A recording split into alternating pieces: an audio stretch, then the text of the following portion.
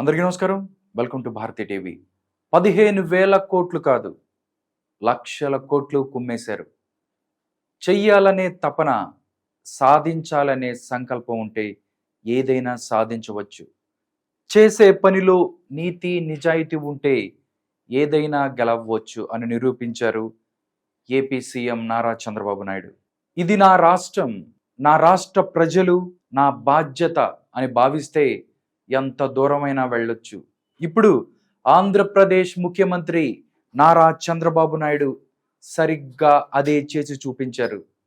రాష్ట్ర ప్రజలు నారా చంద్రబాబు నాయుడు మీద, నారా లోకేష్ మీద, అలాగే డిప్యూటీ సీఎం పవన్ కళ్యాణ్ మీద ఎన్ని భారీ అంచనాలు పెట్టుకున్నారో అవన్నీ కూడా నిజం చేసి చూపించింది చంద్రబాబు సర్కార్. గాయపడిన రాష్ట్రాన్ని గాడిలో పెట్టడానికి, అధపాతాళంలో ఉన్న రాష్ట్రాన్ని నంబర్ 1 స్థాయికి తీసుకొచ్చేలా తీవ్రంగా శ్రమించారు నారా చంద్రబాబు నాయుడు. ఇదంతా కేవలం కూటమి సర్కార్ ఏర్పడిన 45 రోజుల్లోనే సాధ్యమైంది. చెప్పుకోవటానికి రాజధాని లేదు, పోలవరం అసలే లేదు, ఉద్యోగ అవకాశాలు లేవు, కనీసం మౌలిక సదుపాయాలు కూడా లేకపోవడంతో ఆంధ్రప్రదేశ్ అట్టడుగు స్థాయికి చేరుకుంది 2019 నుంచి 2024 సంవత్సరంలో. అలాంటి రాష్ట్రాన్ని నంబర్ 1గా తీర్చిదిద్దే శక్తి కేవలం ఒక్క చంద్రబాబు నాయుడుకు మాత్రమే ఉంది. కాబట్టి ఏపీ ప్రజలు తిరుగులేని విజయాన్ని అందించారు, ఆయన్ని ముఖ్యమంత్రిగా చేసుకున్నారు. అందుకు తగ్గట్టుగానే చంద్రబాబు ఢిల్లీలో చక్రం తిప్పి కేంద్ర బడ్జెట్లో ఏపీకి భారీగా నిధులు రాబట్టగలిగారు అని చెప్పుకుంటున్నారు ఆంధ్రప్రదేశ్ ప్రజలు.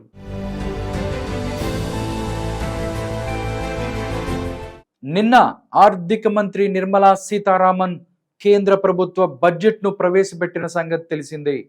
ఈ నేపథ్యంలో ఏపీకి కేంద్రం మళ్ళీ మొండి చేయి చూపుతుందా, భారీ నిధులు కేటాయిస్తుందా అని 1000 కళ్ళతో టీవీలకు అతుక్కుపోయారు ఆంధ్రప్రదేశ్ ప్రజలు. అయితే నిర్మలా సీతారామన్ ఇతర రాష్ట్రాలతో పోలిస్తే ఏపీకి భారీగా నిధులు కేటాయించారు. ఏపీ రాజధాని అమరావతికి 15,000 కోట్లు కేటాయించడమే కాకుండా ఇతర కారిడార్లు, పరిశ్రమలకు భారీగా నిధులు కేటాయించింది కేంద్ర ప్రభుత్వం. ఇంత భారీ మొత్తంలో నిధులు కేటాయించడం దాదాపు 10 ఏళ్ల తర్వాతనే సాధ్యమైంది. పోలవరం పూర్తి కావాలి, పరిశ్రమలు రావాలి, పెట్టుబడులు తరలి రావాలి, సంక్షేమం రావాలనే ఏపీ ప్రజలు దీనంగా ఎదురు చూశారు. దీంతో కేంద్రం అమరావతికి 15,000 కోట్లు కేటాయించడమే కాకుండా దేశానికే ఆహార భద్రతను అందించే ఏపీ జీవనాడి అయిన పోలవరం ప్రాజెక్టుకు మరిన్ని నిధులు కేటాయిస్తామని చెప్పి కేంద్రం తేల్చి చెప్పింది. కర్నూలు, కారాడ పరిశ్రమలకు నిధులు కేటాయించింది. అయితే నిర్మలా సీతారామన్ 7వసారి బడ్జెట్ ప్రవేశపెట్టింది. 2024 బడ్జెట్లోనే ఏపీకి ఇన్ని భారీ నిధులు కేటాయిస్తే 2025, 2026 బడ్జెట్లో ఇంకెన్ని కోట్ల రూపాయలు కేటాయిస్తారో అనేది ఆసక్తిగా మారింది.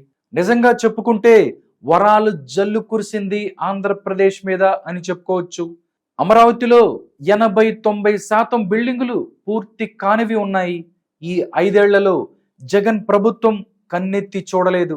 కనీసం 10 నుంచి 15 కోట్లు ఖర్చు పెడితే పూర్తవే భవనాలు కూడా ఉన్నాయి. కానీ జగన్ మాత్రం నిర్లక్ష్యం చేశాడు.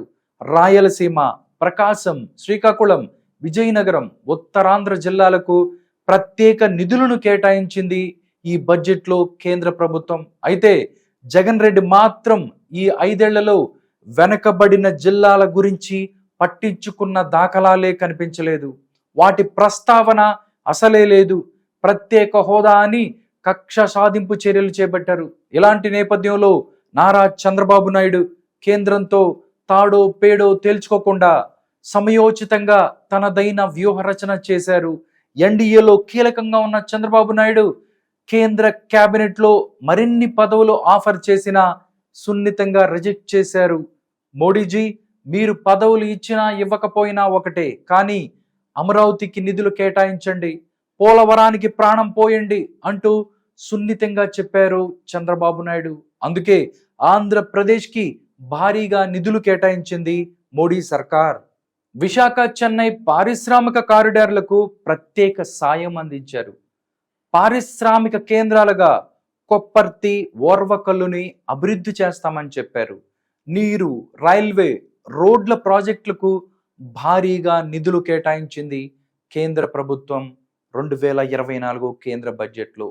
కోస్తా, ఉత్తరాంధ్ర, రాయలసీమకు సమానంగా నిధులు కేటాయించడం జరిగింది ఈ యొక్క బడ్జెట్లో.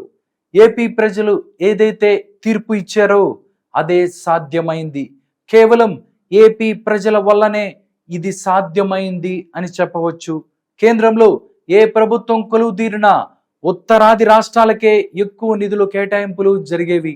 కానీ మొదటిసారి 2024లో ఏపీకి భారీగా నిధుల కేటాయింపు జరిగింది. కూటమి వల్లే ఇదంతా సాధ్యమైంది. టెక్నికల్గా 15,000 కోట్లు మాత్రమే కనిపిస్తున్నప్పటికీ కేంద్ర బడ్జెట్లో ఆంధ్రప్రదేశ్కి అందిన సాయం అన్నీ కలుపుకుంటే 1,00,000 కోట్లకు పైమాటే అని వినిపిస్తోంది.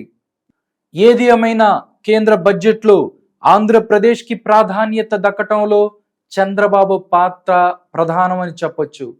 ఇది ఇవాల్టి స్పెషల్ ఫోకస్. మరో అంశంతో మళ్ళీ మీ ముందుకు వస్తాను. అంతవరకు సెలవు, నమస్కారం.